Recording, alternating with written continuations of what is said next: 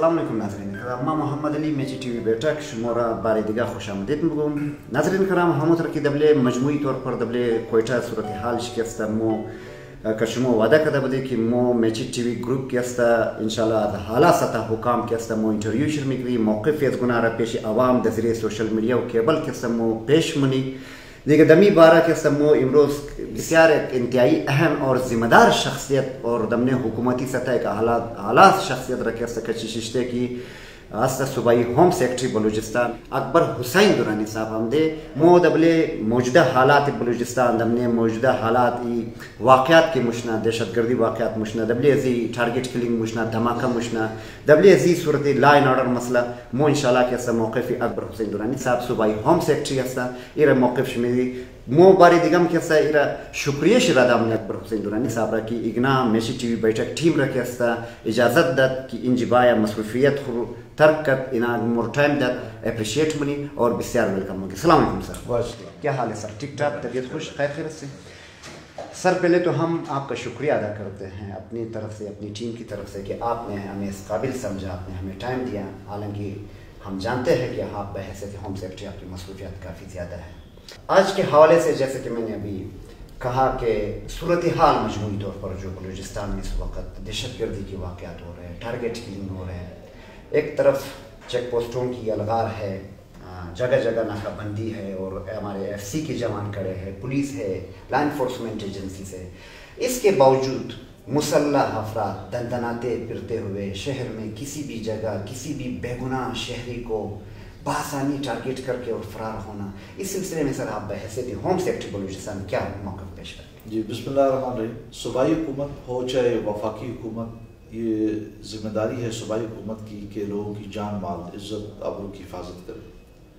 اس کے لیے ہمارے پاس جو گراؤنڈ پہ ایجنسیز کام کرتی ہیں لا انفورسمنٹ، اس میں پولیس لیویز ہے اور ایف سی کو ہم امیڈ آف سول پار بلاتے ہیں. آپ نے جن چیزوں کی طرف نشاندہی کی ہے اس کی ایک پوری ایک تاریخ ہے، اور اس تاریخ کو اگر ہم دیکھیں تو ریسنٹ پاسٹ میں آپ نے دیکھا کہ افواج پاکستان ضرب عزم کے ذریعے ان لوگوں کا، ان شدت پسندوں کا کلا کما کر رہی ہے، اور اس کلا کما کرنے کے نتیجے میں صوبائی حکومت کو بھی اور وفاقی حکومت کو بھی کئی چیلنجز ہیں سامنے، کیونکہ ان کی وہ آرگنائزیشنیں جو ابھی ڈیتھ بیڈ پہ ہیں وہ اپنے آپ کو دوبارہ آکسیجن لینا چاہ رہی ہیں، اور وہ اس طریقے سے کہ پولیو کے قطرے پلانے والی جو امیونائزیشن ٹیم ہے اس پہ حملہ کرنا، اسی طرح بے گناہوں کی جو دکاندار ہیں ان پہ حملہ کرنا، یا کسی نائی کی دکان پہ حملہ کر دینا، یا ماضی میں آپ نے دیکھا کہ زائرین کی بسوں کے اوپر اس طرح حملہ کرنا. اس سے یہ ہے کہ ان کو ایک میڈیا میں کوریج ملتی ہے اور ہر شخص یہ سمجھتا ہے کہ شاید وہ آرگنائزیشن اتنی پاورفل ہے کہ وہ صوبائی یا وفاقی حکومت کو اپنی ٹرم ڈکٹیٹ کرا سکتی ہے، جبکہ یہ بالکل غلط ہے. آپ کے سامنے تو اکے دکے واقعات جو آپ کے سامنے آتے ہیں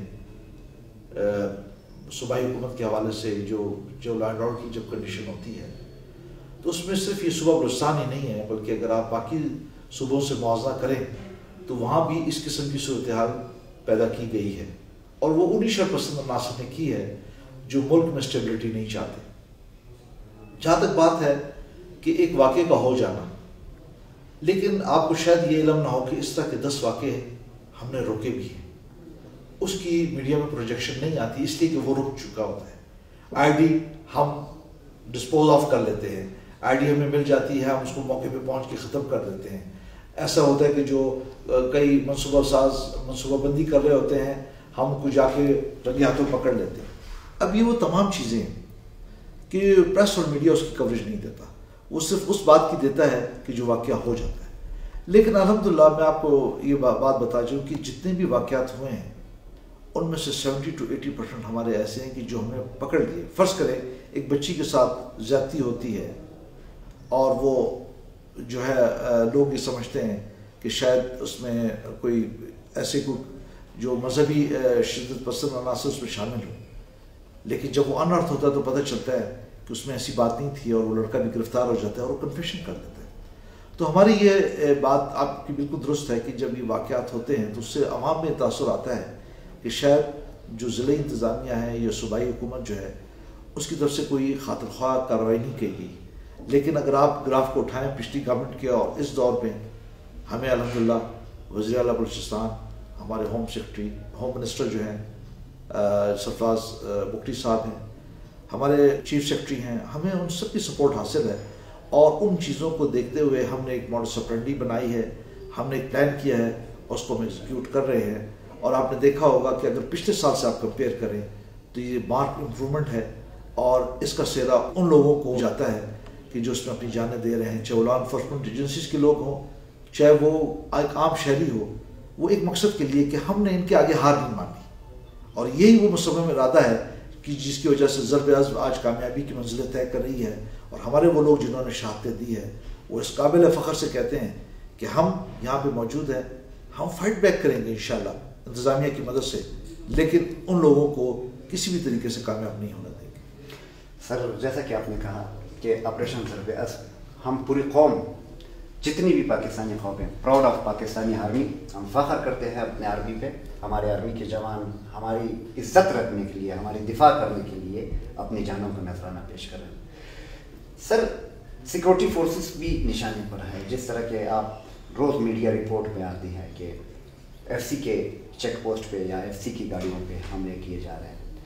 اسی طرح عوام کو بھی نشانہ بنایا جا رہا ہے. جتنی آپ سیکورٹی ارینجمنٹ پر آپ خرچ کرتے ہو، جتنے اخراجات آتے ہیں، جگہ جگہ ناکہ، جگہ جگہ، تو اس سے بہتر یہ نہیں ہے کہ آرٹیکل 245 جس طرح کہ اسلام آباد میں ڈرنے کی وجہ سے جو ہے آرٹیکل 245 نافذ کی گئی، تو اسی طرح اگر یہ جو زائرین کا مسئلہ ہے، جو تفتان روٹ ہے، یہاں پہ اختر آباد، مستونگ اور بہت سارے ایسے علاقے ہیں جہاں پہ اکثر روایتی انداز میں یہ لوگوں کو ٹارگٹ کیا گیا ہے، تو اس کے خلاف فوجی آپریشن کرنے میں موجودہ حکومت کو کیا ہچکچاہٹ ہے، کیا محرکات ہے، کیوں نہیں کیے جاتے؟ دیکھیے جی، آپریشن کی ایک مختلف لیول ہوتی ہے. پولیس لیویز کا آپریشن ہوتا ہے، پھر ایک ہوتا ہے کہ جس میں ہم ایڈ آف سول پار ہم ایف سی کو بلا لیتے ہیں.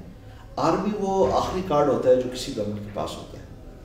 ہم نہیں سمجھتے کہ اس سٹیج پہ سوائے ایف سی کے ہمیں کسی اور کی ضرورت پڑ سکتی ہے، اور وہ بھی بہت ریموٹ کیسز میں. ایف سی کو ہم ہمیشہ بیک فورس رکھتے ہیں، بیک اپ فورس رکھتے ہیں.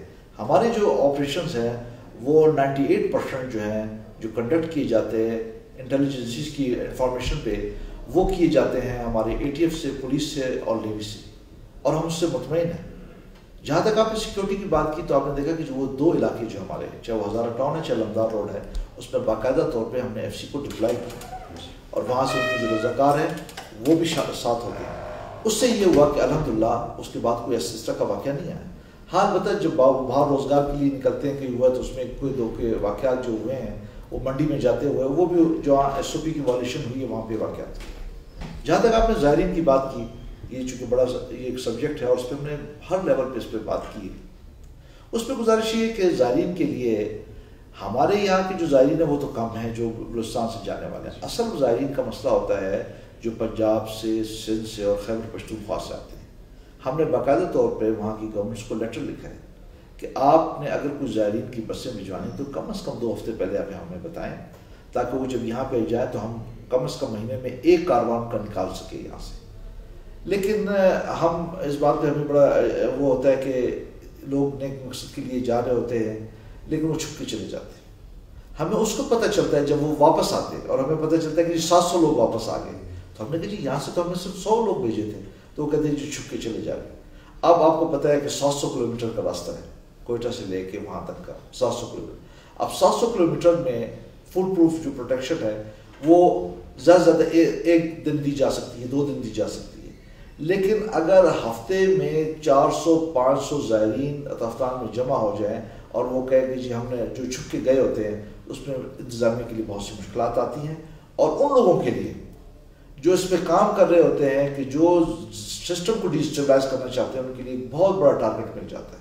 تو لہٰذا اس کے لیے ہماری کمشنر صاحب فوکل پرسن ہیں، وہ بیٹھتے ہیں ان لوگوں کے ساتھ بھی کہ جو یہاں پہ ہمارے جو زائرین کو مینیج کرتے ہیں، جو کمیونٹی کے لوگ ہیں، اور وہ اس پہ ڈیسائیڈ کرتے ہیں کہ جی کب جانا ہے، یہ کب آنا ہے. تو اس میں الحمدللہ ہمیں کبھی بھی فوج کی کسی آپریشن کے لیے ضرورت نہیں پڑتی اور نہ ہی کبھی پڑے گی انشاءاللہ. اس کی وجہ ہم صرف یہ بتاتے ہیں کہ ہماری جو انٹرنل فورسز ہے، اب میرے پاس 28,000 پولیس ہے بلوچستان میں اور 10,000 پی سی ہے. میرے پاس 13,500 لیویز ہے اور 3,500 فیڈرل لیویز ہے. پروونشل لیویز تقریباً 13,500 ہے. تو ہماری فورسز جن جگہوں پہ پرابلم آتا ہے وہ یہ آتا ہے کہ 1-2 اسپاٹ ایسے ہوتے ہیں. لہٰذا ہمیں کسی بھی طور پہ فوج کا ایک مقام ہے، ان کو ہم ان کا جو پرائمری مقصد ہے وہ دفاع ہے، پاکستان کا دفاع. تو پاکستان کی جو ہماری نظریاتی اساس ہے، جو ہماری بارڈرز ہیں، یہ ان کی سیکورٹی کے لیے بنے. لیکن اب ضرب عزم میں چونکہ کام وہ کر رہے ہیں، اس کے رزلٹ آنا شروع ہو گئے. لیکن ان چیلنجز کے لیے ہم تیار ہیں. ڈیفینیٹلی وہ لوگ جن شدت پسندوں کو کے خلاف کارروائی کی جا رہی ہے وہ کہیں نہ کہیں اپنا ریئیکشن شو کرتے ہیں. لیکن الحمدللہ فورسز اس قابل ہے کہ وہ اپنی جانوں کو نذرانہ پیش کرتی ہیں اور ان لوگوں کو بھی کیفر کردار تک پہنچاتی ہیں. سر جیسا کہ آپ نے کہا کہ ہم زائرین کو پروٹیکشن پرووائڈ کریں گے، ہر آدمی کو پروٹیکشن پرووائڈ کرنا یہ بھی غالباً درست نہ ہوگا، کیونکہ ابھی حکومت کے پاس اتنے وسائل بھی نہیں ہے، اتنے نفری بھی نہیں ہے کہ ابھی آپ مجھے بھی پروٹیکشن کریں، اس کے ساتھ بھی گاڑیاں ہر ایک کے ساتھ. تو کیا اس سے بہتر یہ نہیں ہوگا کہ اگر آپ سرچ آپریشن یہ ناجائز اسلحہ رکھنے کے لیے آپ یہاں پہ جو آتے ہیں دہشت گردوں کے لیے جو یہ دھماکہ خیز مواد آتی ہے، یہاں پہ جو اسلحے آتے ہیں جدید خودکار، ان کے پاس جو وسائل ہوتے ہیں یہ کہاں سے آتے ہیں سر؟ جی بڑا ویلڈ کوشچن ہے آپ کا، کیونکہ آپ کو معلوم ہے کہ جو دہشت گرد ہے وہ کبھی بھی لائسنس اسلحہ لے کے جانے کی ضرورت نہیں ہے. تو اس کے لیے باقاعدہ سپریم کورٹ کی ایک ڈائریکشن ہے کہ کالے گاڑیوں کے شیشے اس کی ہم اجازت نہیں دیتے. بغیر لائسنس کے اسلحہ جو پکڑے گی ہم اس کے خلاف کارروائی کریں گے. اور وہ گاڑیاں قابلی گاڑیاں ہم اس کو کہتے ہیں کہ جو نان رجسٹرڈ ہوتی، جو ایکسائز ڈپارٹمنٹ رجسٹرڈ نہیں ہوتی اور وہ بارڈر کے ذریعے آتی ہے. اب ان تینوں چیزوں کا تعلق بارڈر سے. اب ہمارے پاس جو بارڈر ہے وہ اتنا پورس بارڈر ہے کہ اس میں اتنے بڑے بڑے گیپس ہیں کہ مائلز اینڈ مائلز پہ اگر آپ کی پوسٹ اویلیبل نہیں ہوتی، جو افغانستان کے ساتھ ہمارا بارڈر ہے، تو اس میں کہیں سے لوگ چھپ کے نکل کے آ جاتے ہیں اور وہ اسی طریقے سے کرتے ہیں. اور وہ ان کا سب سے بڑا ایم یہ ہوتا ہے کہ ان لوگوں تک یہ چیزیں پہنچائی جائے اور وہ سبوٹاج کریں. لیکن پھر بھی اگر آپ دیکھیں پچھلے سال سے اگر کمپیئر کریں اور اس سال کے اس میں سیکورٹی فورسز کی اتنے خاطر خواہ کارروائی کی ہے بالکل، اور اس کے جو ہے حالات بہتر ہوئے ہیں.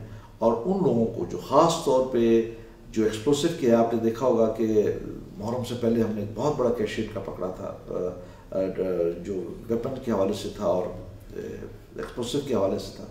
اسی طریقے سے وہ مقامات جہاں سے یہ کوشش کرتے ہیں، کیونکہ آپ کو پتہ ہے بلوچستان 44% پاکستان ڈیپ ماؤنٹنز ہے، یہاں سے ایسے سرد علاقہ بھی ہے، گرم سے گرم علاقہ بھی ہے.